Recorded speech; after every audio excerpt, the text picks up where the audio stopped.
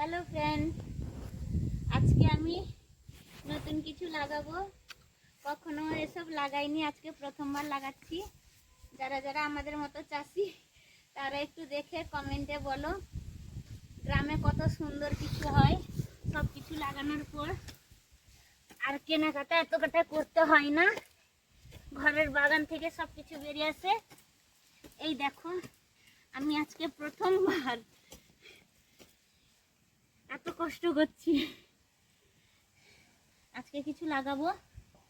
এই যে আমাদের বেগুনের ইয়ারও সব এসছে, এইগুলো লাগাবো। একটু বলবে,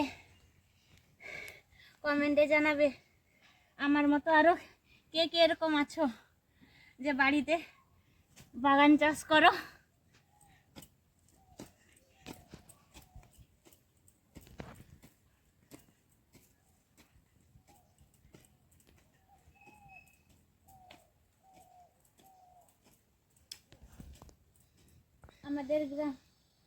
আমাদের মানে গ্রাম না, এখানে আমাদের বাগানের চারিপাশটা।